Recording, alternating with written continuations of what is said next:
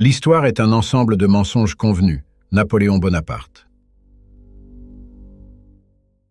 Des quatre coins de la planète, on trouve une architecture glorieuse, des structures magnifiques qui n'ont prétendument aucun lien, mais dont les conceptions sont pourtant très similaires. Ce style d'architecture, empreint d'élégance et de détermination, peut se trouver dans votre quartier ou au milieu de nulle part, et lorsque vous y pénétrez, vous êtes envahi par un vibrant sentiment de sérénité. Un sentiment que l'architecture moderne n'offre pas. Le concept d'une ligne temporelle qui a existé par le passé et dans laquelle des structures ont été créées dans un but totalement différent. Pourtant, si l'on examine les personnes qui, selon eux, ont construit ces structures, compte tenu de la chronologie et de l'absence de technologie, l'histoire commence à s'effondrer. Et cette histoire nous a été enseignée à une époque où nous étions trop jeunes pour la remettre en question. Mais lorsqu'on éclaire les livres d'histoire d'une lumière impartiale, vous découvrirez rapidement que l'histoire est un mensonge. Mais avant même que Rockefeller et ses sbires ne créent le Conseil de l'éducation, ils possédaient déjà nos ancêtres, et quiconque remettait en question leur discours se retrouvait rapidement résident involontaire dans des camps d'endoctrinement. Et d'où viennent-ils? D'où venons-nous tous? Si le savoir est vraiment un pouvoir, alors le maintien de ce pouvoir doit reposer sur l'absence de savoir. Savez-vous que toutes les grandes villes d'Amérique connaissent un grand incendie? Des incendies à la bougie qui réduisent la pierre en poussière et laissent derrière eux une scène de crime qui ressemble à une zone de guerre. Faisons un grand pas en arrière. Effectuons nos propres enquêtes. Il faut remettre en question l'histoire écrite par ses vainqueurs. Avec un manque de confiance croissant dans nos dirigeants au niveau national, il est temps de découvrir l'étendue de la tromperie et où le mensonge a vraiment commencé. Ce qui nous est caché est énorme. En ce qui concerne l'architecture, j'encourage les gens à faire leurs recherches dans leur propre communauté, car il n'est pas nécessaire d'aller bien loin pour commencer. En s'attaquant à ce qu'ils nous ont dit, et en se posant la question de savoir si c'est possible. Est-il possible que le bâtiment X ait été construit dans les années 1890? Il nous donne des délais de l'ordre d'un an. Il a été construit en un an. Ils veulent nous faire croire que nous ne disposions pas de la technologie, que nous étions à la traîne. Et pourtant, nous construisons toutes ces structures étonnantes, cette disparité entre ce que dit le récit et ce qui existe réellement. Vous avez des villes en Amérique qui donnent l'impression d'avoir été construites dans l'Europe médiévale, quand rien n'était là. Et les gens sont arrivés et ont commencé à construire, d'après ce qu'on nous a dit. On pourrait supposer qu'ils l'ont fait. Ils ont construit avec les moyens dont ils disposaient, des clous et du bois, s'ils avaient de la chance. Ce que nous obtenons, c'est ce récit selon lequel les gens se présentaient et se débrouillaient vraiment avec ce qu'ils avaient. C'est ce que nous avons appris à l'école, c'est qu'il n'y avait rien ici. Cette terre était vide, les seuls habitants étaient des Indiens sauvages, et nous avons tout construit ici. Tout ce que vous voyez dans ce pays en Amérique du Nord, car nous parlons aussi du Canada. Tout a été construit par nous après notre arrivée, il n'y avait rien ici. Ils ont dû changer le récit, ils ont dû détruire les preuves, ils ont dû trouver une explication. Pour savoir qui a construit cela, pourquoi ils l'ont construit et quand ils l'ont construit. Et ils ont dû le faire pour de nombreux bâtiments.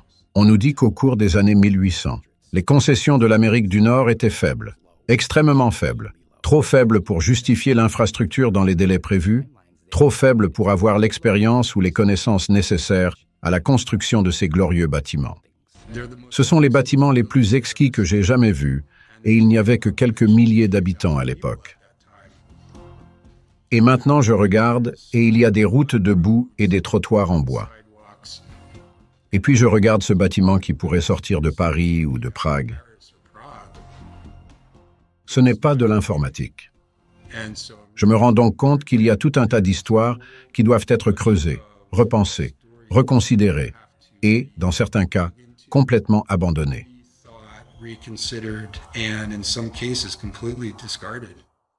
Nous ne construisons plus comme cela. Comment cela peut-il se produire dans un délai réaliste? Ne progresseriez-vous pas d'année en année? Pour avoir des bâtiments incroyables aujourd'hui, nous construirions des pyramides massives, des palais de justice massifs, des palais de justice qui durent éternellement. Au lieu de cela, nous avons tout le contraire. Et ils sont de mauvaise qualité. Et avec des outils soi-disant améliorés. Et pourtant, notre construction s'est détériorée. C'est complètement à l'envers. Il existe des preuves d'une culture mondiale qui a existé dans un passé pas si lointain, et les preuves sont partout. C'est intéressant parce que j'ai passé une grande partie de ma vie à étudier l'histoire ancienne et voyager autour du monde à la recherche du passé, et ce n'est que récemment que j'ai réalisé qu'en fait, je n'ai pas besoin de voyager en Égypte ou ailleurs. Tout est là, à Sydney, à Londres et à San Francisco. Et c'est tout autour du monde. Et une fois qu'on l'a vu, on ne peut plus l'oublier. Il suffit de regarder la civilisation dans laquelle on vit avec les bons yeux. On regarde en quelque sorte autour de sa ville et on va regarder sur « que fait ce bâtiment ici ?» Et pourquoi y a-t-il un bâtiment identique aux Philippines? Pourquoi y en a-t-il un au Japon? Apparemment, les frontières du Japon étaient fermées, n'est-ce pas? Pourquoi trouvons-nous ce que l'on nous dit être une architecture de style gréco-romain dans tous les pays du monde? Était-ce vraiment du style gréco-romain? Ou est-ce la preuve d'une culture qui a existé, une culture mondiale, qui a existé partout dans le monde, dans un passé pas très lointain? Si je prenais une photo de ce bâtiment derrière moi et que je demandais à l'une de ces personnes où elle pense que ce bâtiment se trouve dans le monde, je vous garantis que la plupart d'entre eux diraient Rome ou l'Europe quelque part. Mais non, c'est ici, à San Francisco. Il y a des bâtiments comme ça dans tout le pays. Et ils veulent nous faire croire qu'ils ont été construits au début des années 1900 ou à la fin des années 1800 avec le buggy d'Orson. Et il n'y a aucune chance que cela soit vrai. Ces bâtiments ont été construits par les maîtres d'œuvre de la civilisation précédente, l'ancien ordre mondial. C'est de cette architecture dont je parle, on en trouve partout, en Nouvelle-Zélande, en Australie, à Hong Kong, en Amérique du Nord, en Amérique du Sud, dans toute l'Europe, peu importe où tu es. Cette architecture est reproduite. Le truc bizarre, c'est qu'ils pensent que tout a été construit autour des années 1870 à 1900. Donc tout le monde est sorti de nulle part en même temps, et il n'y avait rien avant. Est-ce que ça a un sens? Je ne pense pas que l'Antiquité soit une époque lointaine. Je pense que cette civilisation nous a précédés. Vous savez, les Édouardiens sont censés se situer à l'époque de la Première Guerre mondiale, de sorte que leurs grands-parents restent dans les mémoires, mais nous ne savons rien d'eux. C'est le mécanisme de contrôle qui le couvre avec le système éducatif. Ils ont les journaux, ils ont le récit, ils ont le courant dominant pour vous dire comment sont les choses. Mais la réalité est complètement différente. L'histoire va au vainqueur. Ok, quelqu'un a envahi cet endroit et s'en est emparé par jalousie en utilisant les routes commerciales, en utilisant la mer. Et ils se sont emparés de cet endroit. Ils ont couvert toute cette belle architecture avec leur iconographie. Donc il y a littéralement eu une dissimulation de l'histoire d'une manière ou d'une autre. Si vous regardez les capitales partout dans le monde, elles se ressemblent. Ce n'est pas le fruit du hasard et toutes les histoires racontées dans notre récit historique sur la façon dont un endroit a vu le jour. Mais un homme a été le premier à s'y installer, il a acheté des terres, les a subdivisées, les a vendues, et très vite, il y a eu une ville, mais tout le récit est basé, surtout en Amérique du Nord, sur le fait qu'il n'y avait rien à cet endroit. Et nous avons tout construit. Vous pouvez regarder l'ensemble des bâtiments, c'était une œuvre d'art. Il y avait donc manifestement une certaine fierté, car il ne s'agissait pas seulement de faire de l'argent et de lancer de la merde aussi vite que possible. Il s'agissait de construire dans un but précis et qu'il y avait un symbolisme derrière ces choses. Ils les ont construits pour durer. Ils les ont construits avec un certain niveau d'art et le souci du détail et de la personnalisation. Vous voyez maintenant que vous traversez un quartier et que toutes les maisons se ressemblent. L'exemple parfait de ce quartier. Mais tout avait sa propre identité et était imprégné de personnalisation et de souci du détail.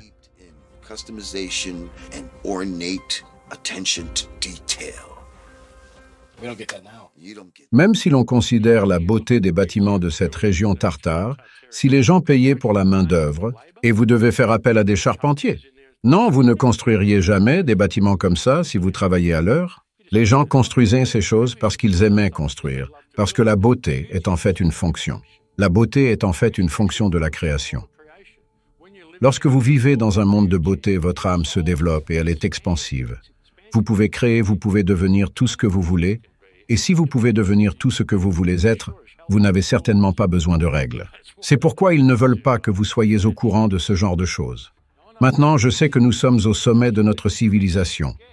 Maintenant, c'est le meilleur. C'est le meilleur que nous ayons jamais fait. Regardez la qualité de ces murs. Oh putain, cette merde gothique, regardez ça.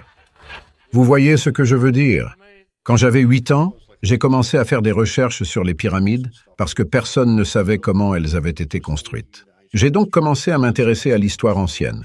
Et comme je l'ai dit, j'ai passé la plus grande partie de ma vie à voyager à travers le monde pour visiter tous ces sites anciens.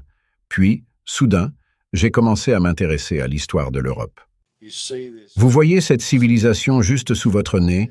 Elle est là depuis toujours, dans toutes nos villes occidentales. Ils ont tout caché.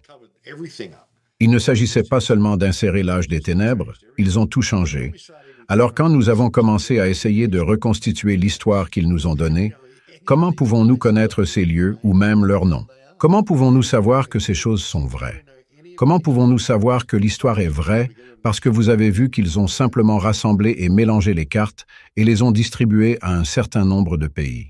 Et les ont nommés comme ils l'entendaient, de sorte qu'il est devenu extraordinairement difficile d'essayer de les retracer à travers des documents historiques classiques. L'architecture elle-même ne date pas de milliers d'années, mais de centaines d'années. Même si vous allez en Amérique du Sud, regardez certains temples là-bas, les arêtes, les biseaux. Tout cela n'a que quelques centaines d'années. Ce ne sont pas de vieilles structures anciennes. Ce sont de nouveaux murs.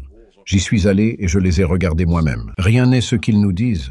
Tu sais, tout est un mensonge. C'est juste l'ampleur du mensonge. Et plus le mensonge est grand, plus il est facile pour les gens d'y croire. Il y a beaucoup d'architecture dans le monde aujourd'hui, sur tous les continents. Des bâtiments qui sont beaucoup plus grands que ce que l'on pourrait penser, que des personnes de notre taille construiraient.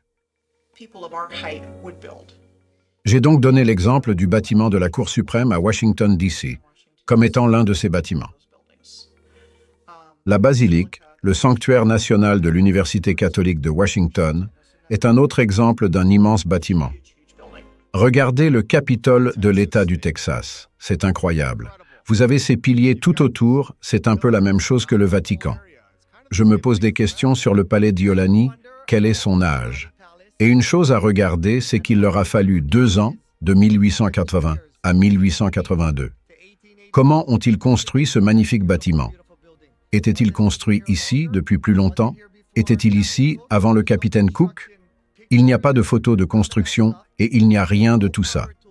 Donc pas d'outils électriques, cheval et buggy. Comment est-ce possible? La cathédrale Saint John de New York n'est pas un style de cathédrale. C'est le vrai McCoy. Pouvez-vous imaginer que cela soit construit aujourd'hui? Je pense que tout le monde deviendrait fou. Ils n'avaient aucune légitimité, si ce n'est celle de nous tromper et de nous convaincre qu'ils en avaient une. Et c'est ainsi qu'ils ont réussi à s'en sortir pour pouvoir s'insérer et s'ériger en suzerain. La construction en pierre n'est pas quelque chose que l'on peut apprendre à un bagnard en quelques semaines. C'est ce que l'on nous a dit à propos des Amériques et de l'Australie, c'est vraiment la façon dont on nous dit que ces pays ont été construits. Il s'agit d'une ingénierie extrêmement sophistiquée et technique, et il y a tellement de questions qui viennent à l'esprit. Comment ont-ils fait s'ils étaient de notre taille? Comment ont-ils pu accomplir cela avec la technologie dont on nous a dit qu'ils disposaient à l'époque?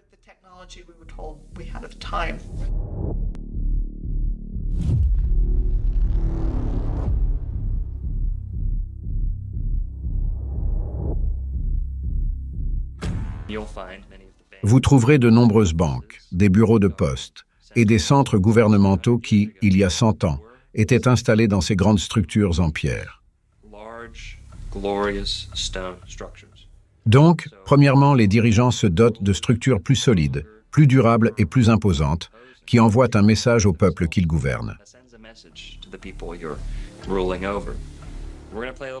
Nous allons jouer à un petit jeu avec 2 alternatives, vous ou moi. Quelle que soit la personne qui décide entre ces 2 options, j'aimerais que vous fassiez semblant d'être un leader mondial. Vous n'êtes pas bon, vous êtes mauvais, et vous aimeriez gouverner les gens sous votre emprise, ou vous cherchez à garder le contrôle sur les gens. Soyez avec moi, et envisager ces deux alternatives dans la première, nous avons l'opinion, la théorie. Les enseignements, le paradigme que l'homme n'est rien d'autre qu'un singe carnivore, dans l'espace flottant sur un rocher sans aucune raison. Au milieu de nulle part par accident. Et tout cela a commencé il y a 43 milliards d'années, un mardi à 18 heures. Et ils peuvent le déterminer avec leur carte d'étoiles en couleur, et vous avez la poussière de lune, et des choses de ce genre. Et cela a continué vers une longue et vaste existence, de rien, juste survivre par instinct, comme un animal. Aucune justification de toute morale éthique, aucune poursuite réelle du bonheur, aucune poursuite de l'harmonie et de la compréhension, ici sur la Terre. Et c'est tout ce que nous vivons aujourd'hui. Il n'y a pas de responsabilité spirituelle, il n'y a pas de compréhension de la beauté, alors que de l'autre côté, nous avons une création intentionnelle, une conception intentionnelle, non seulement de l'être humain, mais de la Terre entière. Les lois de la nature. Pas de théorie, seulement des lois enracinées, dans l'existence tissée, dans le tissu de la réalité, par le concepteur, le créateur. Pas dans un sens linéaire, si on regarde en arrière, cela fait tant d'années, que cela ne fonctionne plus de cette façon, c'est le tissu de ce dans quoi nous vivons. Il y avait une valeur placée sur la beauté.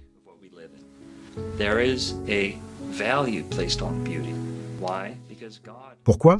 Parce que Dieu a fait une belle création. Et pour lui rendre l'appareil, l'humanité a donné une impulsion pour créer de belles choses. Ces derniers temps, cela nous a été volé. Mais néanmoins, c'est dans l'âme de chaque être humain de non seulement apprécier la beauté, mais de la rechercher et d'y accorder une grande importance.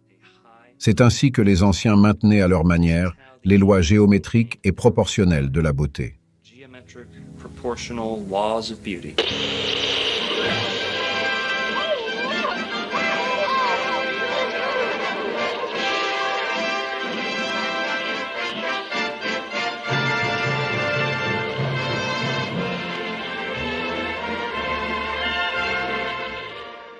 Il n'y a jamais rien eu de tel dans le monde entier. C'est dans notre propre ville. Grand-père, ils ne le démoliront jamais, n'est-ce pas? Ils n'ont pas intérêt à le faire. Les expositions universelles présentent nombre de nos structures anciennes sous leur forme la plus grandiose, mais on nous fait croire qu'il s'agit de prétendus bâtiments temporaires construits en un temps record dans le but d'organiser un rassemblement mondial, un rassemblement destiné à présenter les nouvelles technologies, voire à s'attribuer les mérites des anciennes. Avec autant de lumières exposées, on ne peut que supposer que les centrales électriques et les ressources électriques telles que le câblage et même les électriciens étaient largement disponibles. Or, à cette époque, ce n'était pas du tout le cas.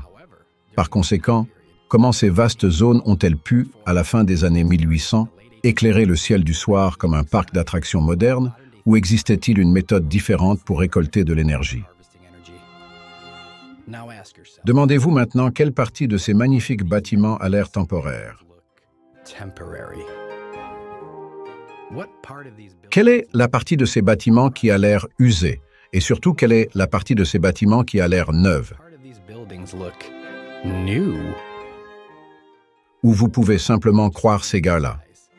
Et dans toutes ces féeries du monde, tout était neuf, c'est ce qu'ils nous disent. C'était censé être temporaire.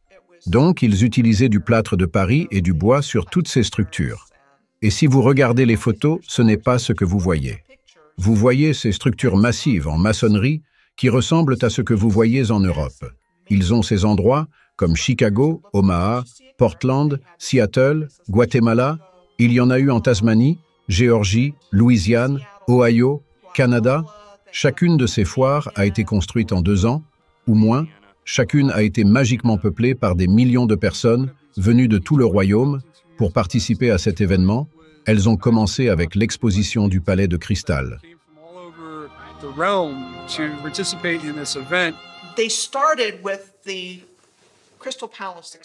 L'exposition du Palais de Cristal en 1851. Ce qu'ils nous disent, c'est qu'en 9 mois, ils ont commencé à concevoir le projet et l'ont construit en 9 mois dans cette gigantesque structure en verre plat, avec des fontaines, des trains et tout le tralala, et qu'ils l'ont ensuite déplacé dans un autre endroit à Londres.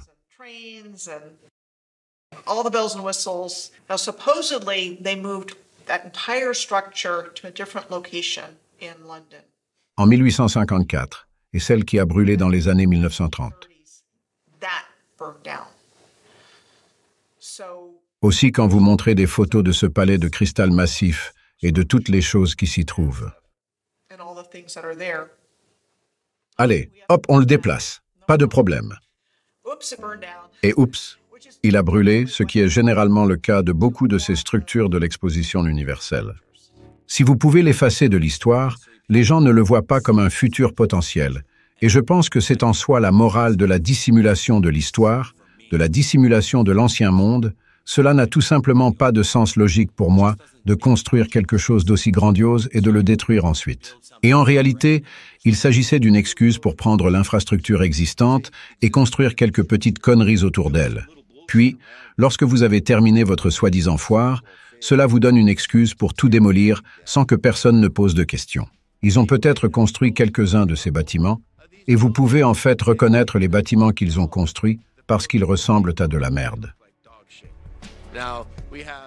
Nous avons maintenant des bâtiments qui peuvent contenir 10 000 personnes, d'immenses bâtiments géants qui semblent avoir été conçus pour une race plus nombreuse et qu'ils disent avoir construits en 2 ans. 600 acres, soit je crois quelque chose comme 27 millions de pieds carrés, c'est absolument fou la quantité d'architecture qu'ils disent avoir construite en 2 ans. En tant qu'architecte et quelqu'un qui a construit toute sa vie en concevant des maisons et des bâtiments depuis environ 20 ans, les délais qu'ils accordent pour la planification, l'idée que cela puisse être planifié en 2 ans est à peine croyable. Ils avaient ces bâtiments ornés avec toutes sortes de trottoirs mobiles et une technologie folle. Ils avaient des lampes avec tant de lumière, de l'électricité, quand l'électricité était censée être une chose nouvelle. Et tout cela, ils avaient des trucs qui sortaient d'un rêve frère. C'est l'exposition. Nous sommes entièrement électrifiés, certains de ces exemples, et ils ont été électrifiés avant que l'électricité ne soit une chose. La première ville électrifiée devait être Buffalo. Le premier bâtiment électrifié devait être celui de JP Morgan à New York, tous attribués à Edison. Mais ces choses, certaines des années 1890, entièrement électriques, et cela aurait été de l'énergie gratuite. Ils n'avaient pas d'usine massive pour générer de l'électricité. La première exposition en Amérique a eu lieu en 1876, à l'occasion de l'exposition universelle du centenaire de Philadelphie. Celle de 1901 à Buffalo, cela a été un événement majeur. Le 1904 et le Saint-Louis ont été achetés en Louisiane, et le Lewiston Park a été acheté à Portland l'année suivante. Si vous définissez le mot « exposition », il s'agit de raconter une histoire. Il s'agit de planter le décor, le narratif. Ces expositions ont donc été utilisées pour le narratif, de ce qu'ils veulent que les gens croient en rentrant chez eux. Les expositions universelles ont servi à attirer les gens avec le nouveau programme. Ils forment des bébés en couveuse. C'est la nouvelle norme. En avançant rapidement dans l'ère industrielle moderne, tout le monde porte le même chapeau de castor, tout le monde porte le même costume 3 pièces. On dirait que l'individualité a cessé d'exister. Les expositions universelles ont servi à l'endoctrinement. L'exposition colombienne mondiale était l'une des plus belles. À Chicago, Illinois, anciennement connu sous le nom de Sicacqua. C'était l'une des plus belles pièces de maçonnerie en pierre du monde. La région a été surnommée la Ville Blanche. Chaque bâtiment a été stratégiquement peint en blanc brillant pour tenter de dissimuler le vieillissement inévitable de l'entité structurelle. Le discours dominant voudrait vous faire croire que ces mégastructures ont été conçues par les architectes les plus instruits et les plus expérimentés. C'est vrai que l'architecte n'a pas reçu de formation? Qu'est-ce qui peut bien vous donner cette idée? Ce n'est pas un site web, c'est votre site web. Votre site web qui dit que l'architecte de ce bâtiment n'a pas de formation. C'est là. C'est impossible. C'est votre site web. Je ne suis pas sûr qu'il y ait eu des écoles d'architecture à l'époque. Pourquoi savent-ils comment faire ça? C'est tout ce que nous demandons. Ce n'est pas construit pour les dinosaures. Le musée du Champ, il a été construit pour autre chose. Ce n'est pas pour montrer les faux os de dinosaures. C'était pour autre chose. Quand vous marchez à l'intérieur, vous pouvez voir que les portes sont beaucoup plus grandes que la taille que nous sommes. Ce n'est pas du tout comme ce que nous avons construit aujourd'hui. Le musée de la science et de l'industrie, qui était le bâtiment des arts, le bâtiment des beaux-arts, et ils soutiennent que c'était un bâtiment temporaire, comme tous les autres, et que le public l'aimait tellement qu'il s'est mobilisé pour le sauver. Et ce qu'ils ont fait, c'est qu'ils l'ont reconstruit en granit, en marbre et en cuivre, et tous les matériaux permanents que nous voyons aujourd'hui. Je pense que ce sont des histoires pour enfants qu'ils nous racontent.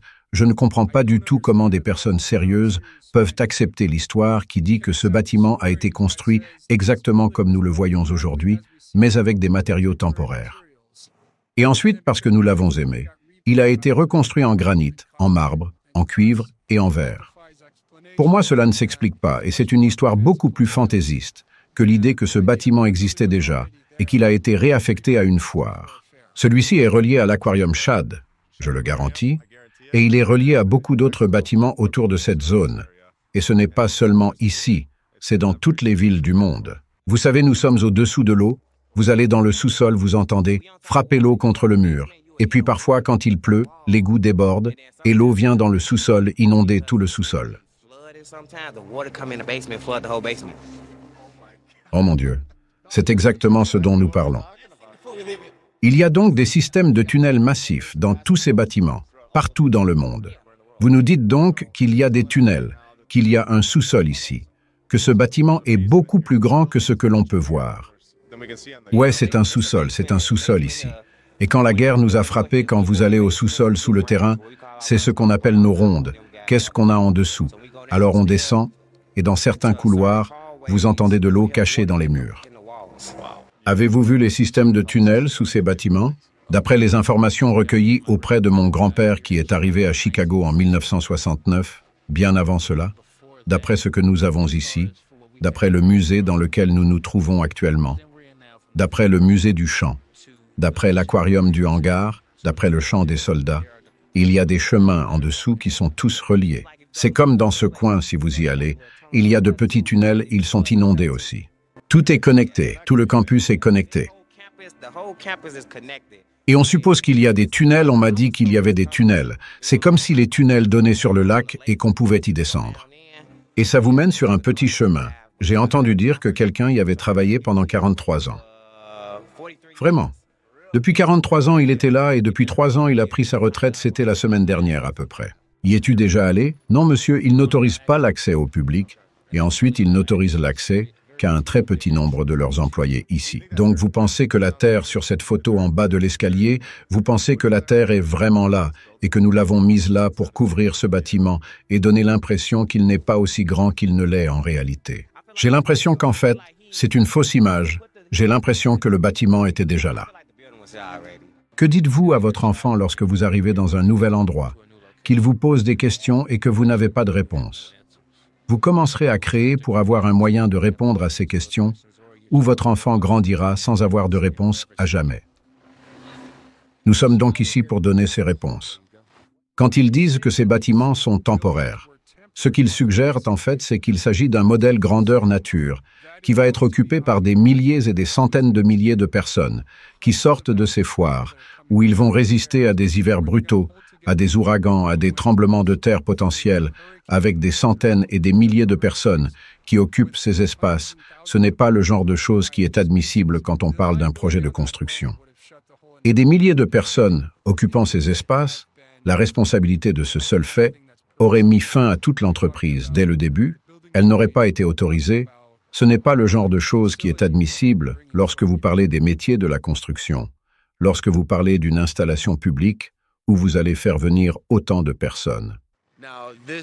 Il s'agit là d'une infrastructure gigantesque et il faut un nombre considérable de personnes pour réaliser un tel projet. Quand on voit ces photos ridicules de construction où l'on voit des bâtons de popsicle, la manipulation est claire. Ici, on peut voir qu'ils ont monté l'échafaudage comme ils l'ont fait dans le passé sur les photos originales de la construction et qu'ils le font en ce moment même. Est-ce que ce serait difficile de faire une photo en noir et blanc et de donner l'impression qu'ils sont en train de construire? La NASA n'est pas la seule entreprise à falsifier des photos, les gars. Avec beaucoup de ces anciens bâtiments glorieux, quel que soit leur emplacement, vous trouverez de prétendues photos de construction maintenant. Beaucoup d'entre elles montrent simplement des échafaudages autour d'un bâtiment déjà construit. Si vous prenez une vieille cathédrale et que vous mettez des échafaudages autour d'elle et que vous êtes la première personne à avoir jamais fait photographier cette cathédrale, alors vous êtes prêt à faire valoir que vous l'avez peut-être construite au départ, alors que vous avez peut-être simplement rénové cette cathédrale en la repeignant, en la réparant, en utilisant de vieilles techniques primitives de manipulation de photos.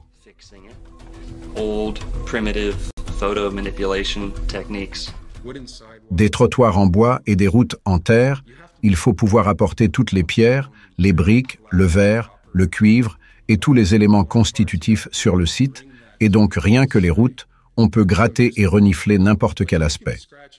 L'histoire commence à s'effriter, mais si vous imprimez ces photos dans des livres ou si vous les présentez dans un documentaire télévisé, disons, et qu'il s'agit juste d'une image qui va aller et venir dans 99% des gens qui les regardent, ils ne vont même pas se gratter la tête, ils vont juste dire « Voilà, c'est la photo de la construction, et je n'ai besoin de rien d'autre, parce que pourquoi je remettrais ça en question?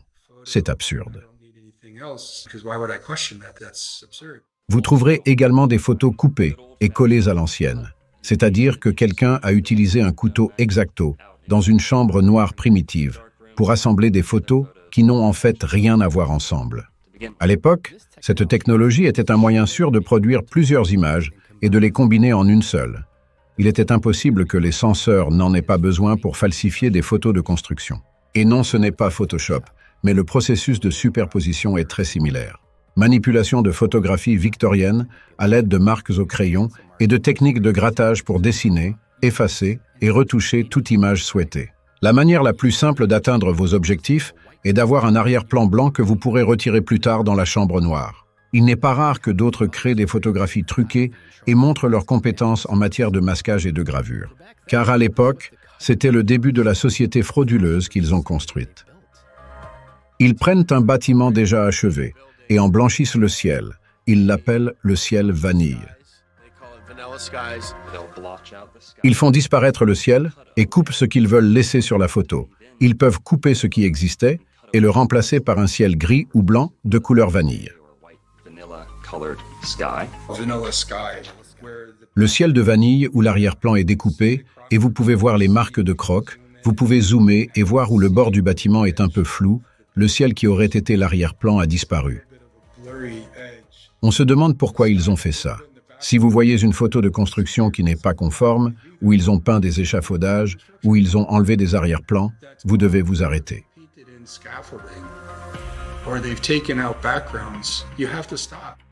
Pourquoi ont-ils pris cette mesure?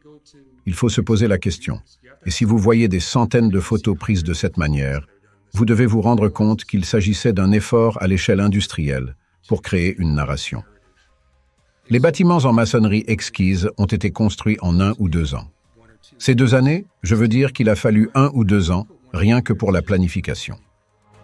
Bien avant cela, il y a la partie ingénierie, il y a la partie conception. Il ne s'agit pas simplement de réunir un groupe d'artistes et de constructeurs pour réaliser ces objets. Il y a les architectes et les accessoires qui ont été conçus, puis il y a l'ingénierie. Tout cela prend du temps. Ces bâtiments sont le fruit d'années de travail. Et surtout, lorsque l'on en façonne le moindre recoin, comme c'est le cas ici, chaque poignée de porte, chaque coin de fenêtre est célébré. Et c'est pourquoi l'architecture est si belle, c'est une architecture de la célébration.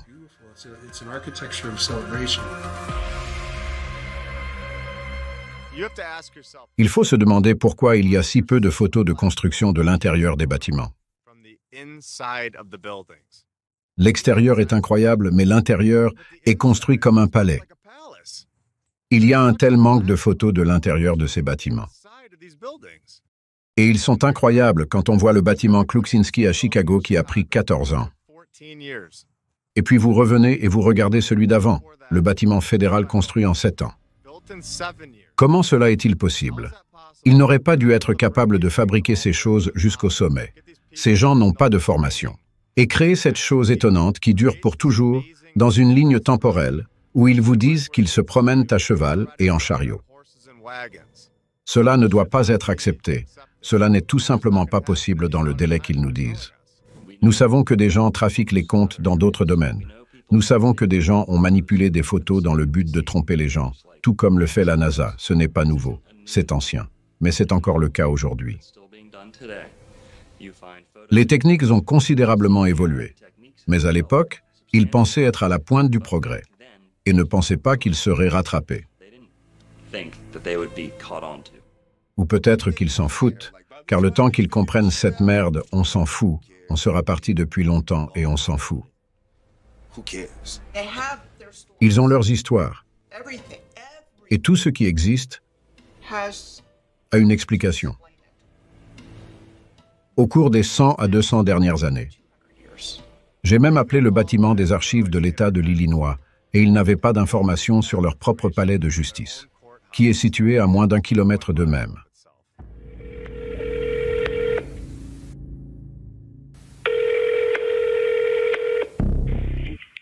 Bonjour, les archives. Comment puis-je vous aider? J'essayais de trouver des informations sur la construction de la Cour suprême. Et sur leur site internet, on disait qu'elle avait été construite en 1 an. Alors j'essayais de savoir si c'était vrai ou non.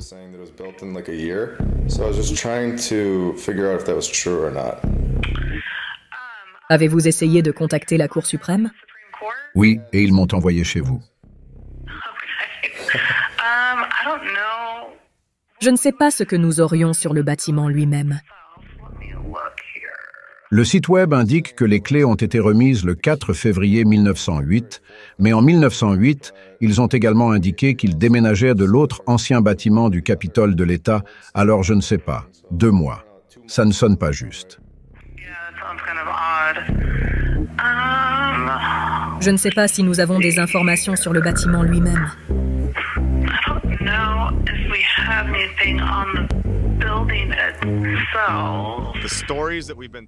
Les histoires que l'on nous a racontées ne sont en fait que des histoires que nous répétons sans cesse et que nous régurgitons simplement ce qu'ils nous ont dit. Vous pouvez soit choisir de les croire, ou vous pouvez choisir de faire des recherches et de voir la vérité, à savoir qu'il s'agit de bâtiments datant de la civilisation passée.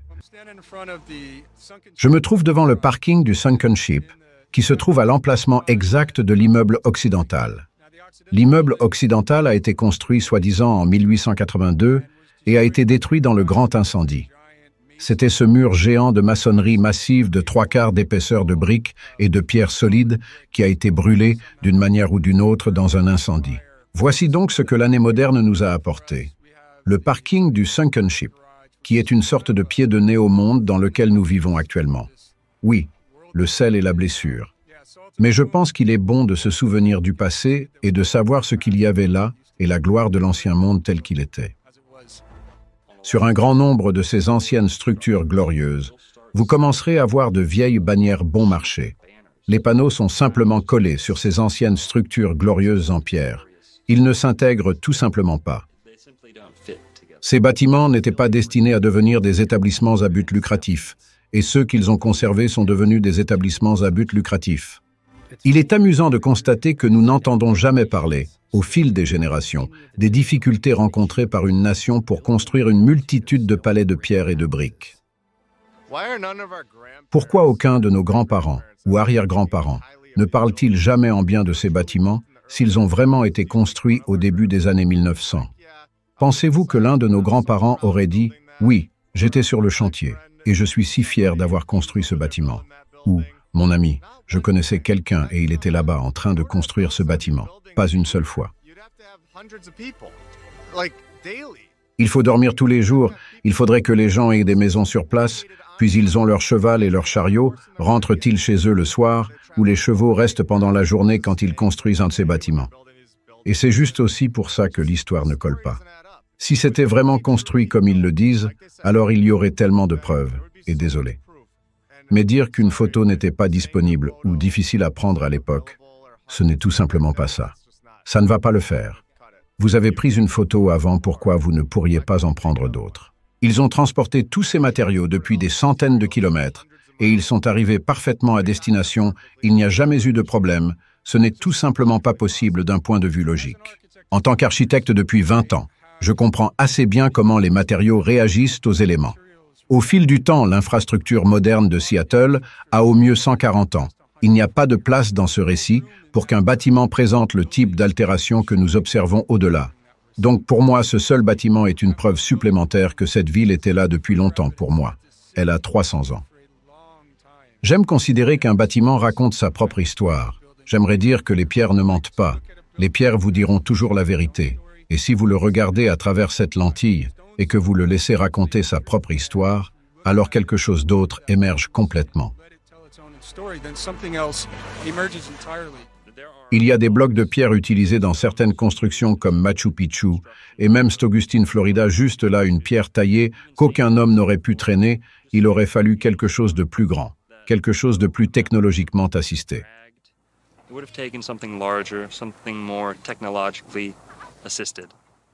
À moins qu'il ne s'agisse de personnes de taille importante. Dans de nombreux livres anciens, partout dans le monde, on parle de géants qui ont existé et qui ont côtoyé ce que nous appellerions aujourd'hui des personnes de taille normale. Les personnes plus grandes auraient eu plus de facilité pour transporter, tailler et disposer les pierres de cette taille.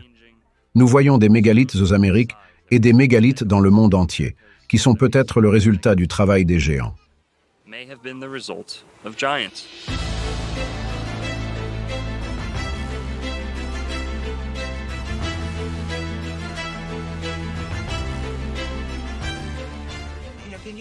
Si vous utilisez votre bon sens, c'est incroyable, et cela n'a aucun sens de construire à une si grande échelle pour des personnes de notre taille.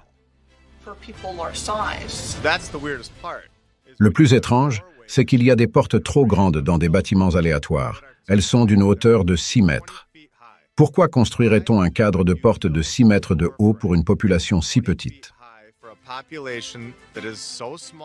Pourquoi un humain de taille normale ferait-il quelque chose d'aussi massif?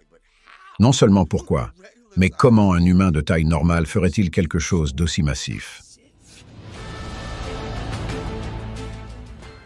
C'est à n'y rien comprendre pourquoi les hommes d'1,80 m et les femmes d'1,80 m ont-ils besoin de cela? Nous ne faisons pas cela. Nous construisons des encadrements de portes proportionnels à notre taille. Ils n'ont absolument aucun sens. Dans les églises, c'est exactement la même chose. Elles ont des portes énormes, et vous passez tous par une petite porte. J'ai remarqué que lorsque j'étais en Europe la dernière fois, il y avait 7 portes, et j'ai pris des photos. Alors la serrure de la porte, c'est ça, ouais. Vous avez ces cadres de porte qui sont en pierre, vous ne pouvez pas les enlever et ils sont à 6 mètres de haut, voire plus haut. Et puis vous avez notre cadre de porte que nous construisons à l'intérieur du cadre de porte pour que nous puissions passer à travers. Cela nous montre que nous sommes beaucoup plus petits qu'ils ne l'étaient en tant que civilisation. Pensez qu'il faudrait être un putain de crétin pour construire une porte de 9 ou 12 mètres de haut si vous mesurez 1,80 m et que vous ne pouvez même pas atteindre la poignée de la porte. Dans cette plaine, nous trouvons des preuves abondantes de la présence de géants, non seulement dans les grands centres urbains de ce monde, mais aussi dans les tumulus et les ruines anciennes de l'ancien monde.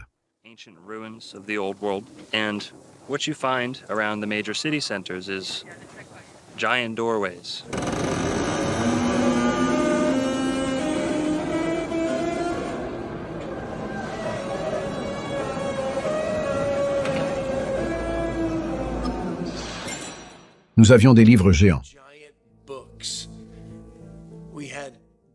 Nous avions des casques géants. Nous avions des couteaux géants. Des épées de samouraï géants. Des fusils géants. Nous avions des chaussures géantes. Nous avions des couronnes géantes. Nous avions des machines à écrire géantes. Des cloches géantes. Il n'est pas logique de penser que de grandes communautés de personnes se sont réunies et ont construit des structures qui étaient déjà excessivement coûteuses, mais qu'en plus elles construisaient pour une taille plus grande que nécessaire. Ce qui n'est pas très rentable et ne correspond pas à ce que l'on nous dit de l'Amérique des pionniers.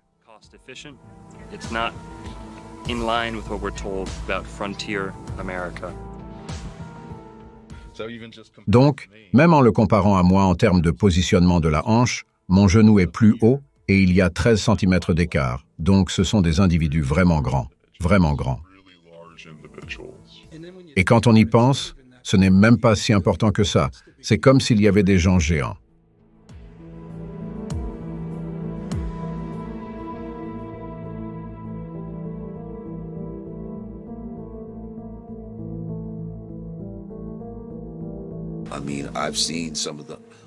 Je veux dire, ce que j'ai vu, c'est des squelettes de géants déterrés, et tout ce genre de choses. Et ce qui est drôle, c'est que les gens rejettent les géants même s'il y a une myriade de preuves suggérant, tout au moins qu'ils ont existé dès le début. Mais il n'y a rien qui puisse suggérer que les dinosaures ont existé. Putain. Et tous ces enfoirés y croient. Ok, si vous deviez trouver des os géants comme ça. Oh, donnez-moi ça. Mais c'est le fémur d'un vélociraptor. Foutez le camp d'ici, c'est un paquet de merde. L'Institut Smithsonian possède les ossements qu'il a trouvés à Cahokia. Et des articles disent qu'ils ont pris ces os dans la région de Saint-Louis. Et les mettent à l'Institut Smithsonian, ils ne nous disent pas qu'ils les ont, alors que nous savons qu'ils sont soit dans la cave, soit qu'ils les ont détruits ou jetés. Il y a tellement d'articles de presse des années 1800 et du début des années 1900 qui montrent qu'ils ont détruit ou jeté ces ossements dans l'océan. Ils ont dû le cacher, il n'y a pas de place pour les géants dans leur nouveau monde. Et ils doivent nous mentir à ce sujet. Ils ont dû écrire les livres d'histoire pour nous dire que nous venons des singes. Je pense que tout était plus grand. Je pense que tout était beaucoup plus grand. Je pense qu'il y avait plus d'oxygène dans l'air. Les arbres étaient beaucoup plus grands. Les lieux étaient beaucoup plus grands. Ils étaient meilleurs. Ils avaient toute la technologie. Ces gens sont peut-être partis ou ont été tués. Mon opinion est qu'ils sont allés chercher plus de terre. Je ne pense pas qu'ils aient le droit d'être ici. Je pense que tout cela a pour but de repeupler cet endroit et d'être contrôlé par les soi-disant dirigeants. Si vous revenez aux Écritures bibliques, lorsque les Néphilim sont nés des anges d'or saluant l'aube des hommes, ils ont donné naissance à des géants. Le noir et le blanc vous disent qu'il y a de nombreuses preuves physiques que nous avions une race de géants. Nous ne sommes pas cette race. Nous sommes une race différente. We are a different race. Yeah. We are a different set of people. I think we're cohabiting. I think they really are the same time. Most of them play basketball. Yeah, man. Well, that's it. They didn't well, the Harlem Globetrotters undercover, aren't they? Talk of the Nephilim. Les Néphilim disent avoir eu des relations sexuelles avec des gens normaux et créer une sorte de mutant et tout ce genre de merde. Le grand-père de Shaq. Tu as raison, grand Yao Ming, écoute grand-père. Tu sais, ouais, on voit beaucoup de grands dans la NBA et tout ça, c'est un reste dans l'ADN. C'est un fait qu'il y avait des géants. Ce n'est pas une théorie du complot. Nous avons des preuves de cela. Qu'est-ce qui est le plus logique? Vous avez une civilisation qui est petite et minuscule et qui se déplace à dos d'âne, ou vous avez une population grande et très forte qui est intelligente et capable, et qui a de l'expérience, qui construit ses cathédrales dans les basiliques. Les endroits qui sont construits sont massifs, c'est proportionnel à leur taille. Vous trouvez squelette après squelette exhumé des tumulus d'Amérique, des tumulus de Floride, d'Amérique du Sud. Allez en Mésopotamie, et vous trouverez la même chose, des gens géants, enterrés sous terre, et c'était des races entières. Ce n'était pas, vous savez, un gars qui serait devenu gigantesque par accident. Il y a toujours des squelettes géants, des crânes géants qui sont découverts au hasard, et la tendance est vraiment d'ignorer complètement cela et de dire non, ce n'est pas vrai. Mais le 19e siècle est rempli de découvertes d'ossements géants, ce qui n'est pas arrivé il y a longtemps, mais récemment. L'histoire de l'humanité est conçue de manière à convaincre le citoyen moyen que tous les luxes dont il bénéficie, les progrès technologiques dans sa vie, toutes ces choses sont les simples fruits de l'ère industrielle et d'un mode de vie industriel. Et les systèmes bancaires qui ont suivi les méthodes de déplacement qui se sont consolidés après l'ère industrielle. Dans les années 1800, toutes les inventions du monde sortent de nulle part. D'accord, alors on a littéralement tout. du métro au chemin de fer, le système de transport, l'expédition moderne, les métiers modernes, la banque, tout ça. Tout arrive vers 1850, quand les registres ont commencé à être tenus, par coïncidence, parce que tous nos registres de naissance n'ont jamais été officiels avant 1950. Ils étaient dans les paroisses. Ils étaient très contrôlés, tout comme les informations de l'Église. Alors personne ne peut vraiment remonter aussi loin dans le passé pour trouver ses ancêtres. Nous sommes convaincus que l'humanité actuelle est le résultat de l'ingéniosité de l'ère industrielle. Ce n'est pas vrai. This is not true.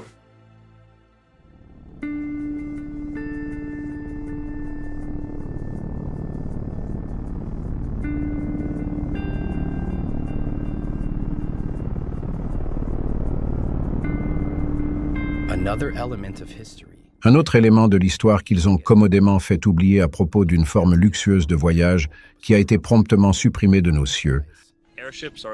Les dirigeables sont la forme la plus ancienne de transport aérien et la plus éprouvée maintenant qu'ils ont été retirés de la circulation. Beaucoup de gens croient à tort que les passagers d'un dirigeable sont confinés dans les petites cabines suspendues au fond de l'appareil.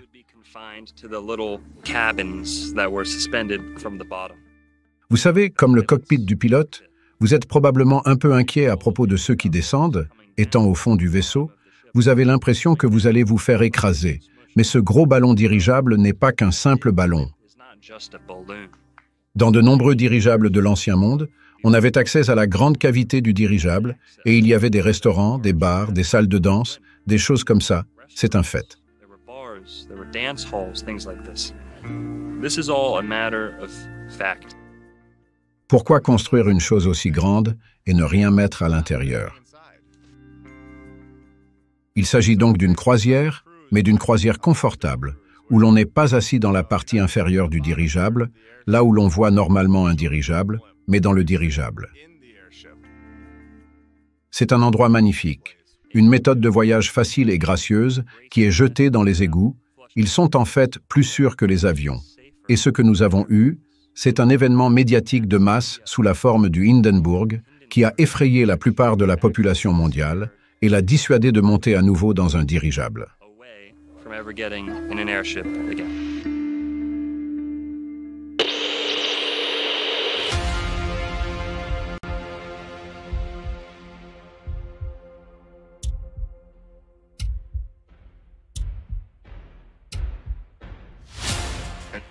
Il recommence à pleuvoir. C'est un peu fissuré. Il passe. Les moteurs du navire le maintiennent juste assez pour le garder dans l'air. L'autre côté est juste... C'est terrible. Oh, dégagez du chemin, s'il vous plaît. Ça tombe dans les plaines et sur tous les gens. Mais c'est terrible. C'est l'une des pires catastrophes du monde. Oh, c'est à 100 ou 150 mètres dans le ciel, et c'est une formidable grâce, mesdames et messieurs. Il y a la fumée, et maintenant est le châssis qui s'écrase au sol. Pas tout à fait à la masse d'amarrage, c'est l'une des pires catastrophes du monde. Je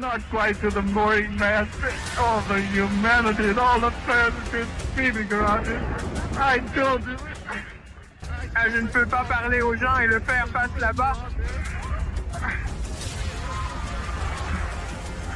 Je ne peux pas parler, mesdames et messieurs, honnêtement. C'est comme le putain de disque américain. Tout le monde peut à peine geler, parler et crier. Dame, je suis désolé, je peux à peine respirer. Je vais entrer là où je ne peux pas le voir. C'est terrible. Je ne peux pas. J'écoute, les amis. I'm going to have to stop for a minute because I've lost the voice. This is the worst thing I've ever witnessed. Oh no, can't do this. Oh non, on ne peut plus faire cela, c'est dangereux. Et avec les images de l'Hindenburg en flammes, qui tombent du ciel, non, plus de dirigeables. Mais il y a beaucoup de preuves, disons, qui montrent que oui, il y avait des dirigeables et qu'il s'agissait d'une technologie préexistante. Et l'une des façons de se débarrasser des choses est de dire que c'est dangereux pour la sécurité et que nous ne pouvons plus le faire. We can't do this anymore. Et je ne veux plus voler dans ce type d'avion parce qu'il a pris feu dans les airs et qu'il n'y a aucune chance que je voyage à nouveau dans ce type d'avion. Let's stick with our helicopters. Restons-en à nos hélicoptères et à nos avions, et nous arrêtons de construire des dirigeables. Airships. Quel est le moyen de transport le plus tranquille? Le dirigeable ou l'avion? Vous ne pouvez pas me dire que tout le monde n'est pas terrifié à l'idée de monter sur le tarmac et de décoller d'un aéroport. Dans un avion, tu es coincé. Tu as 60 à 100 personnes coincées dans ce petit avion. Tu ne peux pas voyager aussi loin. Avec les réservoirs qu'ils ont, avec un dirigeable, tu peux voyager très loin. Et tu peux voyager avec beaucoup de gens. Tu pourrais emmener des masses de gens vers ces autres terres qui sont beaucoup plus loin que nous ne pourrions jamais l'imaginer.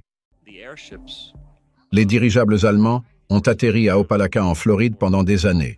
Et Glenn Curtis, l'homme qui a ouvert l'aéroport d'Opa-locka, est un homme impliqué dans un scandale. Donc si quelqu'un raconte des mensonges ici, c'est bien ces gars-là. Glenn Curtis a été surnommé l'homme le plus rapide du monde pour avoir battu des records de vitesse sur une moto utilisant des moteurs à gaz, et il a contribué à faire valoir la supériorité du gaz sur la vapeur et d'autres techniques.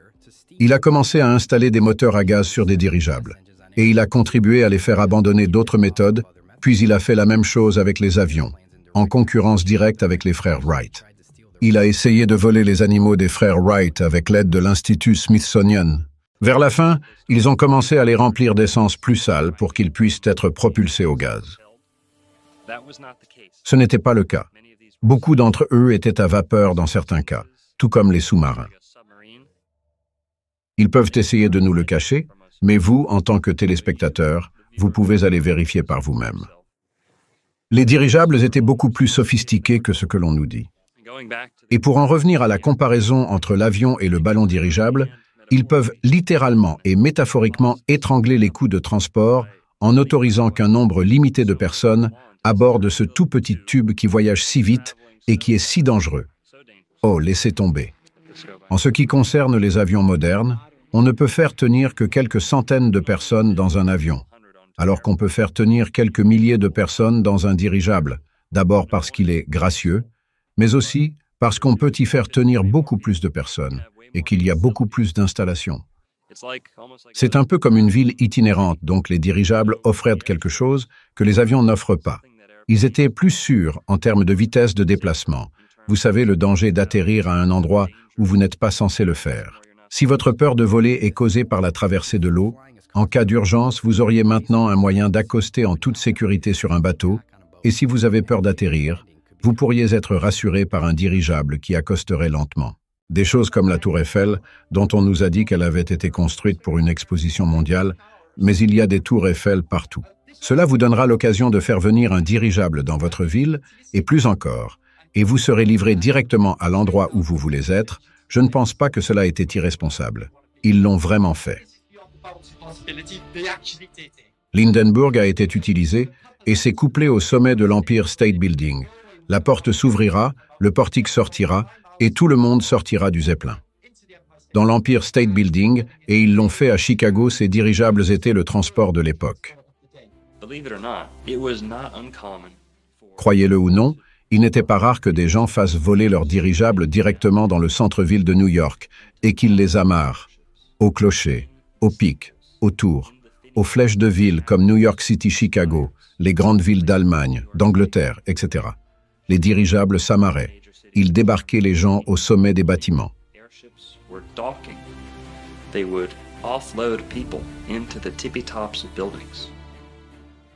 Je pense qu'il y avait plus que des dirigeables. Je pense que la technologie va plus loin que cela. Je pense que ces choses étaient beaucoup plus puissantes, et je pense qu'elles sont allées plus loin que nous ne pouvons jamais l'imaginer, vers des terres dont on ne nous parle pas. Dans les coulisses, ils continuent à les fabriquer. Mais nous n'aurions pas accès à la fabrication de nos propres produits. Si vous vouliez construire un dirigeable aujourd'hui, vous ne le pourriez pas parce que la NASA possède 99% de l'hélium. La technologie de l'époque était peut-être encore plus performante que celle dont nous disposons aujourd'hui. Dans les années 1930 et 1940, des vidéos montrent des hoverboards et des scooters portables fonctionnant à l'électricité. Ils avaient des voitures qui se garaient toutes seules. À l'époque où la photographie a été inventée, des tramways électriques circulaient sans fil dans les villes. 20 ans plus tard, ils tomberaient tous en panne et seraient ensuite reliés à des câbles, puis au réseau électrique d'Edison, plus lent. Et n'oubliez pas qu'ils ont beaucoup plus que ce qu'ils nous donnent. Ils nous rendent lentement la technologie qu'ils ont trouvée de la civilisation précédente. C'est drôle, parce qu'ils l'introduisent à nouveau à petite dose, et ils prétendent qu'ils sont les héros alors qu'ils l'ont réintroduit, mais pendant ce temps, cette même chose qui a été conçue pour créer la liberté et la créativité au sein de l'humanité est maintenant utilisée pour la manipulation et le contrôle. Mais elle est lâchée, à petite dose. Nous acceptons simplement que la ligne soit poussée de plus en plus loin et les gens s'assoient comme si c'était la vie.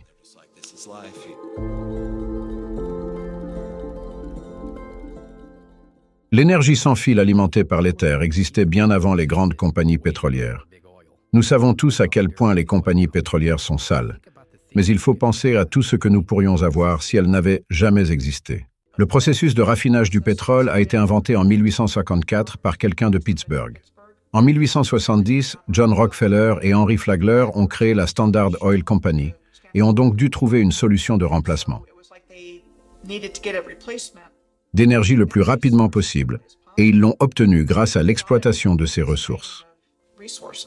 Dans les années 1800, le monde académique a ajouté 18 éléments au tableau périodique des éléments, l'éther étant l'un d'entre eux, et à un moment donné, on s'est rendu compte que l'éther n'était plus un élément de la nature. Lorsqu'Albert Einstein a présenté sa théorie de la relativité et a commencé à donner des conférences dans tout le pays et dans le monde entier, tous ceux qui parlaient de l'éther à l'époque ont vu leur réputation complètement détruite. Ils ont perdu leurs laboratoires et leurs postes d'enseignants, comme ce que nous avons vu en 2020. Souvent, ils laissent des miettes de pain.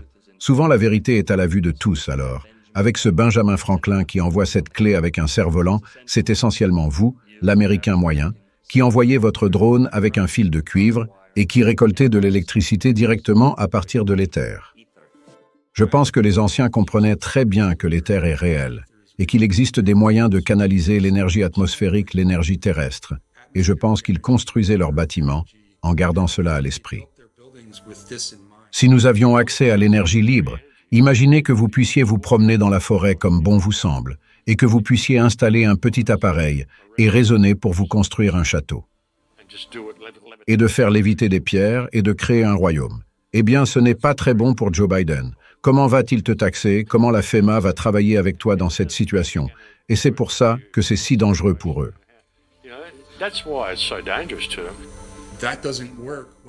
Cela ne fonctionne pas lorsque vous introduisez un système électrique qui dépend d'une source d'énergie, d'un ensemble de fils, de compteurs et d'une production pour laquelle vous devez payer, ou vous devenez dépendant d'un système de pénurie. Cette ancienne façon de faire les choses est basée sur un système d'abondance et de richesse, parce qu'il n'y a pas de fin à l'énergie qui nous entoure tout le temps.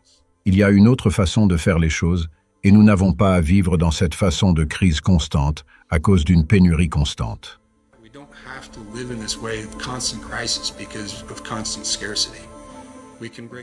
Nous pouvons la franchir et je pense que nous sommes sur le point de redécouvrir cette connaissance à un moment très curieux où l'ancien système est en train de s'effondrer.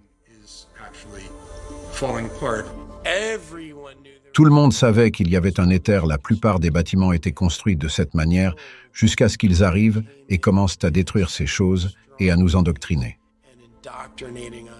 Vous parcourez et vous commencez à trouver ces corrélations. Vous commencez à trouver comment l'énergie libre serait ce que les centrales électriques étaient. Comment tous ces endroits ont eu ces certains bâtiments et fontaines et certains toits en cuivre, et tous les trucs pour les sites d'atterrissage pour les machines volantes, et vous commencez à voir que tous ces trucs sont beaucoup trop similaires partout dans le monde pour qu'il n'y ait pas eu une seule culture. Ces tours abritaient souvent des technologies de l'ancien monde, telles que des cloches qui émettaient des fréquences de résonance dans la communauté, au-delà des nombreuses photos de cloches collectées dans toute l'Europe. Nous vivons une époque où nous nous réveillons à ce que nous avons eu il y a si peu de temps.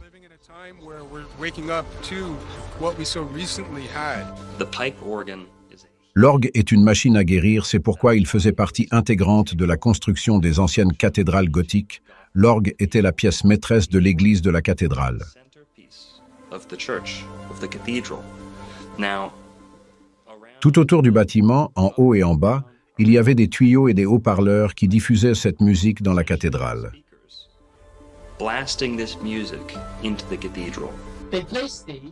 Ils ont placé ces magnifiques orbes sur ces vitraux, qui ont été traités avec des lentilles et des propriétés spécifiques, et qui fonctionnent comme des haut-parleurs de voiture. Ils augmentent la résonance et le son dans l'éther à l'extérieur, de sorte que tous les membres de la communauté sont revigorés, sont au plus haut niveau de conscience et donnent littéralement le meilleur d'eux-mêmes, comme vous pouvez le voir sur les photos de ces personnes dans la journée. Tout le monde est en bonne santé. Quiconque a assisté à un concert d'orgue à plein volume vous le dira. Vos os s'agitent, vos organes commencent à réagir, vos cheveux se dressent sur votre nuque. Levez-vous, entrez dans une cathédrale de pierre bien construite et écoutez l'orgue. Asseyez-vous et saturez-vous des fréquences curatives. Les cathédrales sont bien plus qu'un simple centre de culte, ce sont des machines curatives. L'orgue de la cathédrale n'est qu'un petit doigt de tout ce royaume dont nous parlons. They are healing machines. And the pipe organ of the cathedral is just one tiny little finger of this whole realm that we're talking about. Il y a l'effort des étoiles, que j'appelle le sujet de la passerelle, parce que la même structure existe partout dans le monde et qu'elle nous a été donnée en tant que fortification construite pour ces différentes guerres qui en ont fait des cibles militaires et qui ont donc une excuse pour expliquer pourquoi elles ont été construites à n'importe quel endroit et ensuite une excuse pour expliquer pourquoi elles ont été détruites. À l'école, nous apprenons à connaître un incendie, le grand incendie de Chicago. Dans le cas du grand incendie de Chicago, on a fait grand cas de la vache de Madame O'Leary qui a renversé la lanterne. La légende veut que la vache de Madame O'Leary ait renversé une lanterne dans une grange, ce qui a provoqué l'incendie et que la pauvre Madame O'Leary et sa famille ont vu leur vie gâchée à cause de cela. Nous n'avons appris qu'à propos de Chicago, et je me souviens d'être allé en camp d'été, et nous étions assis autour du feu de camp. Et c'était une nuit sombre quand nous étions tous au lit. Boum boum, la vieille Miss Weary a pris la lanterne dans son hangar, et quand la vache l'a renversée, elle s'est retournée et a dit « Il y aura un moment chaud dans la vieille ville ce soir. Fir, fir, fir. » Et nous crions fir de plus en plus fort à chaque couplet, et nous l'avons fait comme 10 fois, jusqu'à ce qu'il nous revienne en écho à travers le lac. Et maintenant, quand j'y pense, c'est comme si combien d'enfants grandissant en Amérique chantaient cette chanson à propos de cette histoire stupide. Ce que j'ai réalisé, c'est que c'est comme une incantation, et c'est de l'envoûtement. Je me suis rendu compte qu'il s'agit d'une incantation, et d'une incantation magique. D'où vient cette chanson?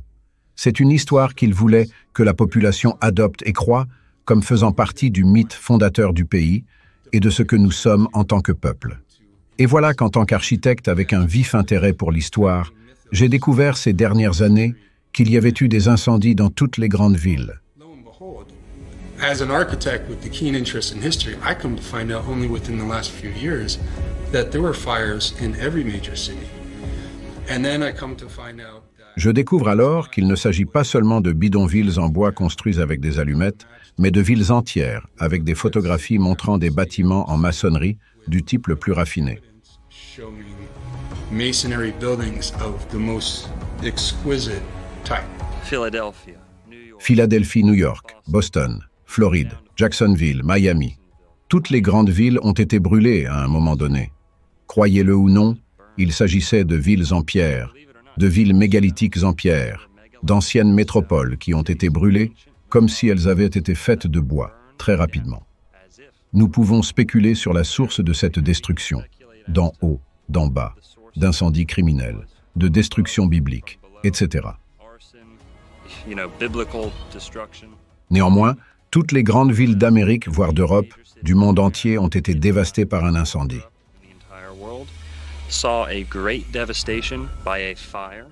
Nous verrons des photos de personnes marchant sur le trottoir comme si ce n'était pas grave. Je veux dire que c'est subjectif, mais je veux dire que c'est ce à quoi cela ressemble. Les photos sont étranges. La séquence des événements qui sont censés se dérouler est étrange, donc vous savez, il y a juste beaucoup d'indices, si vous voulez, nous disant que ce n'étaient pas des événements aléatoires, comme si quelqu'un voulait nous le faire croire. Si vous regardez les photos des bâtiments de l'Ancien Monde qui existent encore, elles expliquent toujours pourquoi ils ont été démolis. Mais il est curieux de voir pourquoi tant de tours ont disparu aujourd'hui. Le Pioneer Square est l'un de ces exemples, et il a été construit immédiatement après l'incendie de 1889. C'est curieux parce qu'il apparaît sur une carte immobilière datant d'avant l'incendie dans une forme entièrement intacte.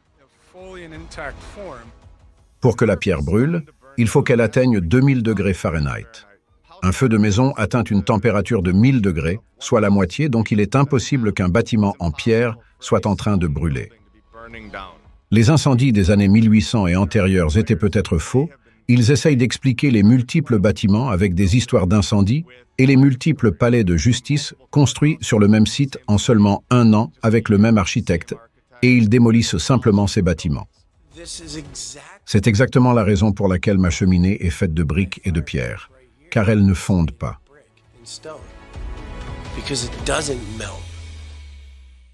Il faut être idiot pour penser que ces feux de forêt vont faire fondre la brique et la pierre.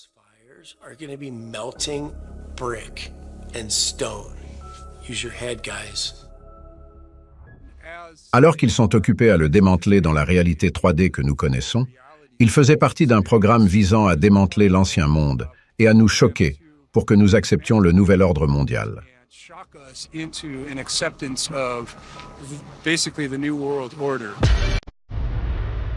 C'est pourquoi je voulais vous parler aujourd'hui du nouveau monde qui se dessine autour de nous, des perspectives d'un nouvel ordre mondial. Maintenant que nous sommes en haut, c'est le nouvel ordre babylonien qui frappe à votre porte. Les battements de guerre affamés. De guerre nous avons rarement épris. Et l'épée de repos. C'est le nouvel ordre babylonien qui supplie pour votre âme. Ils viennent et ils veulent le contrôle. Ouais. Ils viennent brûler un système jusqu'au sol. Une route simple, c'est qu'il est temps de se réveiller, putain de merde.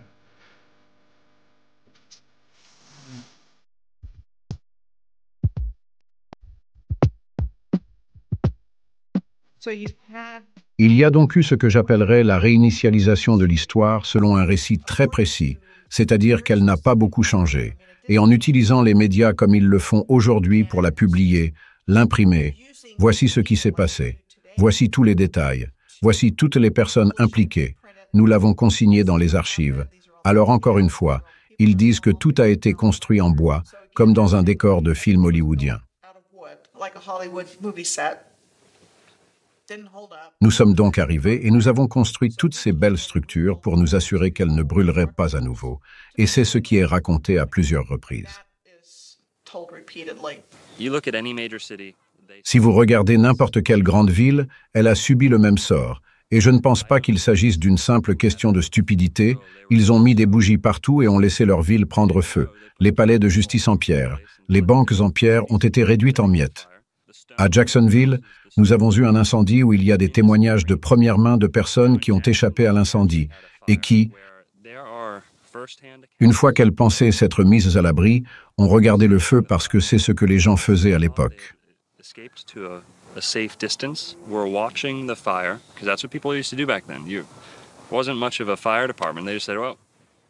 Ils étaient assis sur une colline et regardaient Jacksonville brûler. Ils ont dit que les objets qu'ils portaient sur eux ont commencé à s'enflammer spontanément. Montres de poche, boutons, objets faits de certains matériaux s'enflammaient.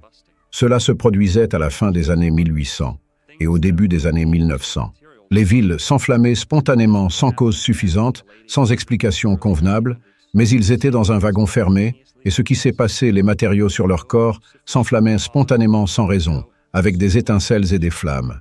Comment cela est-il possible si c'est un incendie local qui s'étend à tout ce qu'il touche? Ces gens étaient à des centaines de mètres, sinon plus, de l'incendie. Comment cela pourrait-il être le cas s'il s'agit d'un incendie local qui se propage à tout ce qu'il touche? Ces personnes se trouvaient à des centaines de mètres, voire plus, de l'incendie. Il n'y avait pas de braise qui tombait sur elles et qu'elles ne pouvaient pas voir parce que, comme je l'ai dit, elles se trouvaient déjà dans le wagon. And you can go look up your own city, the closest major city to you, and you'll find the same fate. Si vous regardez les destructions de la Première Guerre mondiale et de la Deuxième Guerre mondiale, elles ont exactement la même apparence, de sorte que ces armes existent depuis longtemps. Le facteur le plus important du 11 septembre a été l'effacement des preuves. L'effacement des preuves des méfaits du gouvernement, des institutions financières, et j'en passe. La destruction des preuves. Comment appelle-t-on cela la foudre juive? Faute de mieux. La fraude à l'assurance, la destruction des preuves. Ces deux éléments vont généralement de pair lorsque l'on parle d'immeubles qui s'effondrent sans qu'on s'y attende.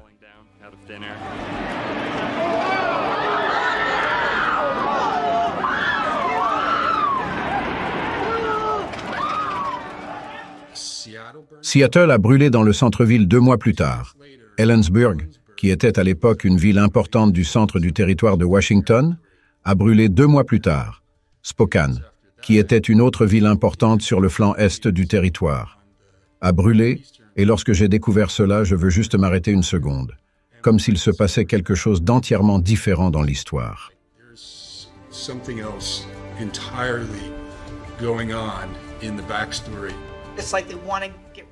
C'est comme s'ils voulaient se débarrasser de ces belles structures. Certaines sont encore utilisées, mais celles qui sont gênantes pour la narration. Ils veulent les faire disparaître. Et il y a aussi probablement une composante du réseau énergétique dans tout cela, parce qu'ils gardent ce qu'ils peuvent utiliser. Ils gardent ce qui leur est utile, et à un moment donné, ils déterminent qu'ils n'en ont plus besoin pour quelque raison que ce soit.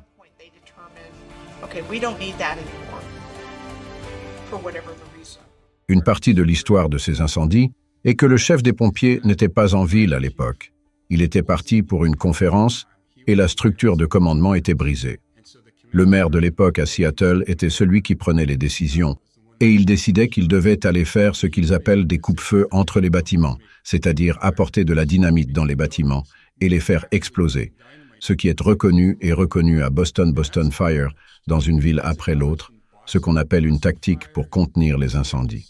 Et ensuite, ils disent souvent, rétrospectivement, que ce n'était peut-être pas la meilleure idée, que ce qui causait ces incendies et ce qui causait ce type de dommages doit être examiné.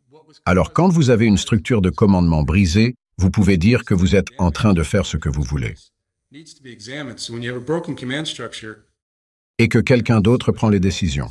Ce qui m'intrigue vraiment, car c'est la même chose qui s'est produite derrière. Les incendies de forêt qui ont ravagé Maui sont les plus meurtriers de l'histoire des États-Unis depuis plus d'un siècle sur les médias sociaux. Les gens spéculent sur ce qui pourrait avoir causé les incendies. Une théorie à la mode est que l'incendie a commencé à cause d'une arme à énergie dirigée. Ce sont des armes comme les lasers qui utilisent de l'énergie tirée à la vitesse de la lumière pour endommager ou détruire des cibles selon le bureau de responsabilité du gouvernement américain. De nombreux pays, y compris les États-Unis, font des recherches sur l'utilisation de ces armes. Oui, ils ont remplacé le chef de la police, Pelletier, qui avait participé à la fusillade de Las Vegas. Ils ont fait 10 déclarations d'urgence à propos de l'oncle Billy, de Banding Drive et d'autres choses du même genre. Et croyez-le ou non, la loi sur la transparence a été suspendue. Ce n'était dans aucune d'entre elles, c'était dans cette petite loi sur le logement abordable sur le côté. Il semble vraiment que seuls les endroits qu'ils voulaient, Safeway, n'ont pas été touchés. Les stations-service n'ont pas été touchées. Ils savaient ce qui allait se passer. Soit ils l'ont fait d'en haut avec l'arme à énergie laser comme d'autres le disent, soit ils l'ont fait d'en bas. Mais une chose est folle, c'est que plus de 24 heures plus tard, ils laissaient toujours le feu brûler.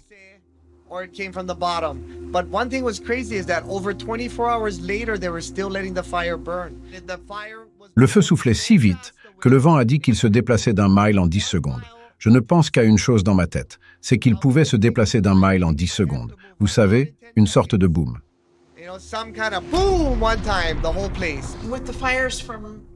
Avec les incendies de Maui, j'ai en tête ces rangées de voitures complètement brûlées. Honnêtement, ça ne ressemble en rien à un incendie. On dirait qu'il a été détruit par une arme ou quelque chose d'autre sous un certain angle, complètement détruit par une arme à énergie dirigée, un bâtiment coupé en deux, des voitures fondues, tout est fondu, on dirait une zone de guerre.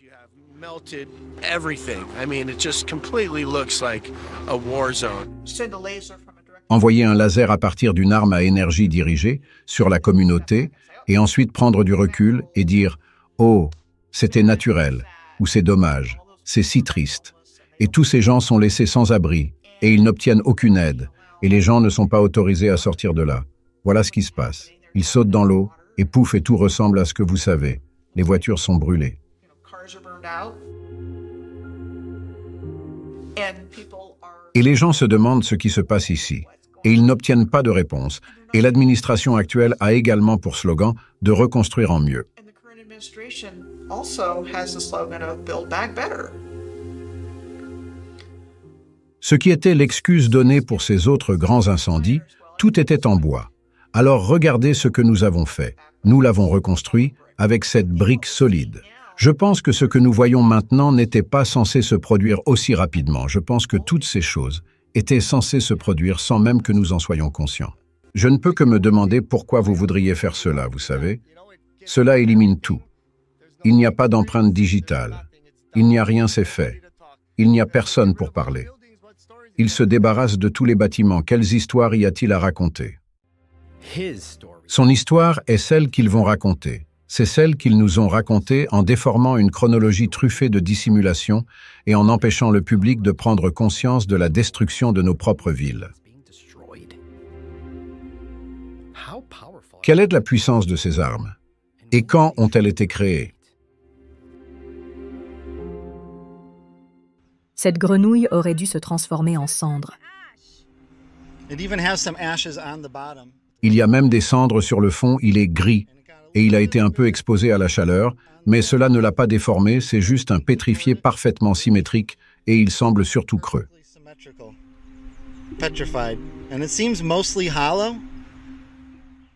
Mais la peau est totalement solide et intacte.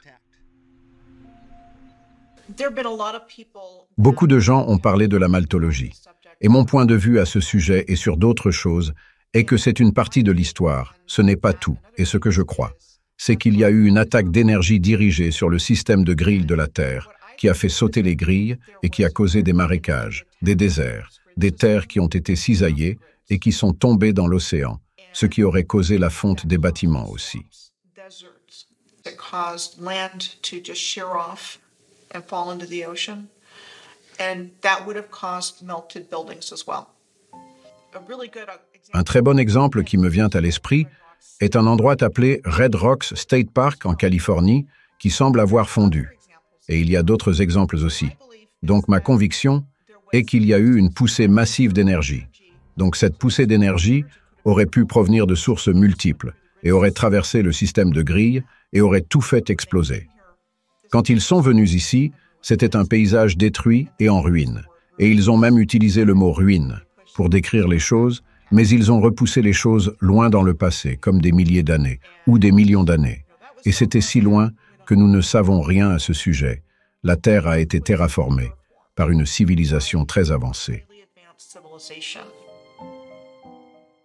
Ainsi, les choses que nous considérons comme des montagnes, telles que les montagnes rocheuses et les collines, sont en fait des bâtiments.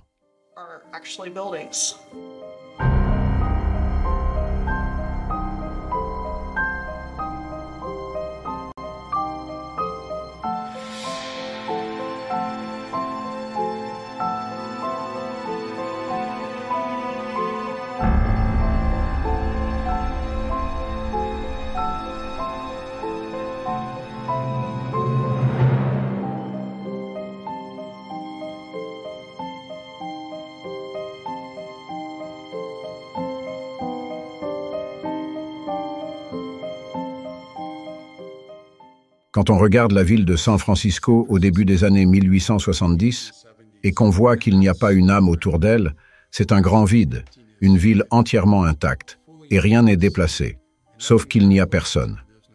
Et donc, à mon avis, c'est qu'ils sont entrés dans une ville qui existait déjà.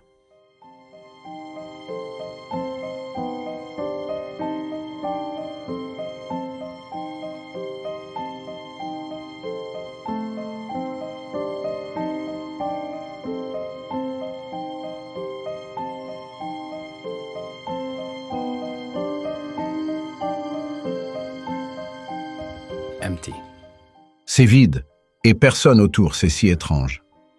Attendez, la tour des joyaux ne serait-elle pas visible quelque part sur cette carte? Souvenez-vous de l'exposition universelle de San Francisco? Elle ne devrait pas l'être car c'était 37 ans après que cette photo ait été prise. It shouldn't be, because that was 37 years after this photograph was snapped. Oh oui, bien sûr. On dirait qu'elle est déjà là.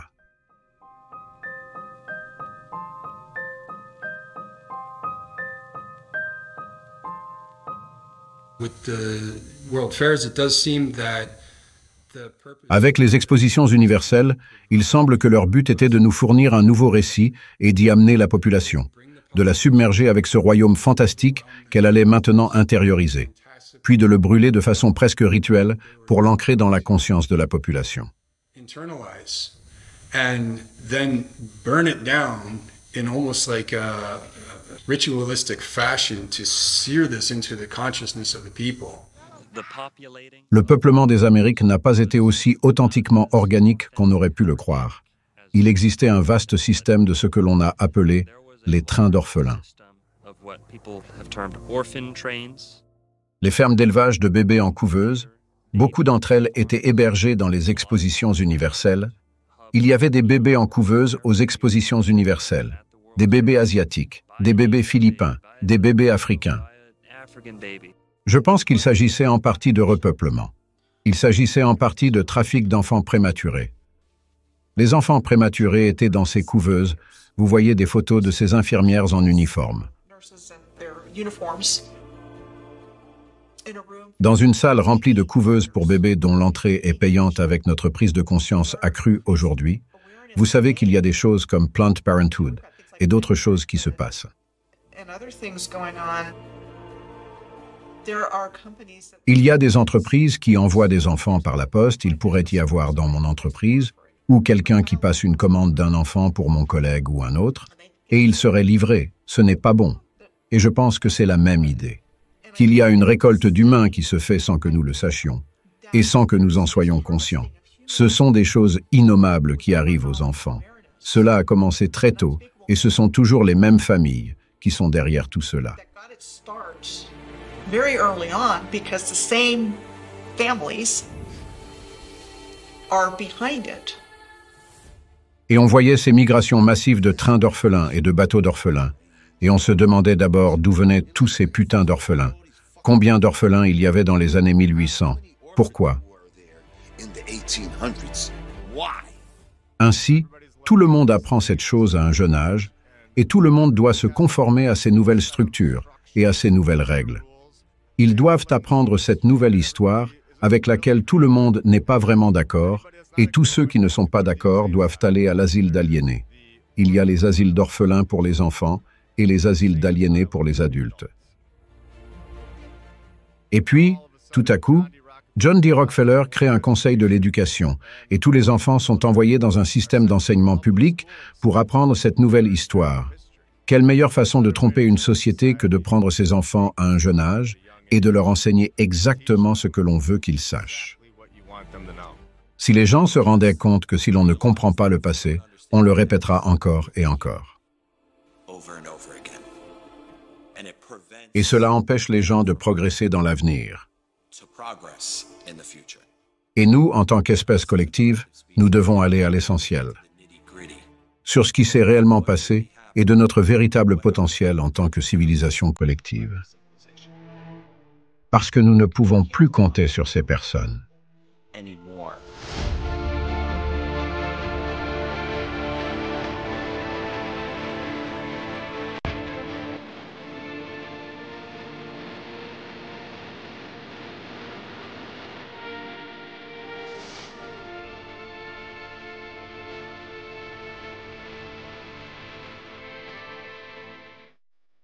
Comment pouvons-nous savoir, et je demandais cela à mon père tout le temps, je disais, papa, comment sais-tu que tu as un arrière-grand-père? Comment le sais-tu, alors qu'aucun d'entre nous ne le sait? La vérité, les gens peuvent s'asseoir là et dire que vous êtes fou de parler de ces choses. Mais je veux dire, regardez de qui nous acceptons l'histoire officielle de tout ce que j'ai connu toute ma vie. C'est que nous ne savons pas comment nous sommes arrivés ici. Nous ne savons pas pourquoi. Nous ne savons pas quand. Si les Américains sont assis là un jour et disent « Je ne sais pas comment je suis arrivé ici, je ne sais pas pourquoi et je ne sais pas quand », eh bien, vous avez été réinitialisés. Ne croyez pas ce que nous disons. Allez dans vos propres communautés et faites vos propres recherches. Il y a beaucoup de bâtiments qu'ils ont laissés pour que nous les examinions.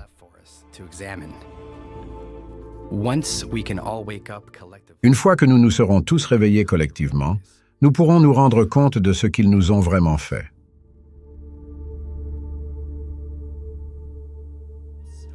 Shout out Hibbler Productions. Check this old world order stuff out. Here you go. A true gem. Firm Fam 2024. Sift through the lies of indoctrination, ancient civilization laid to wasting. More I scratch at the surface, more I'm facing. Hidden no world, advanced not cavemen. Free energy before the lies of the Masons. Flip the script and change the whole situation. American cities found not created. The tech of the giants, colossal creation. What lies had they hid from us in plain sight? The power of the ethos to feed them free light. Structures weren't built by horse and buggies. Huge slabs of stone, masterful, not ugly. Old photos show marvels that's been there. Miles from quarries, not anywhere near there. Research the old world right now, I declare we taking back our world from those who feed fear. Yo, it's that old world order, the new world slaughter. Don't drink the water, raise sons and daughters. Teach them the truth, blessed from the Father, and rip the chains right off us. Yo, it's that old world order, the new world slaughter. Don't drink the water, raise sons and daughters. Teach them the truth, blessed from the Father, and rip the chains right off us. This is the age of Tartaria, massive mud floods and real history, not the Chronicles of Narnia, where the Tesla get his coil, sustain energy, not the Rockefeller's oil. Who writes history?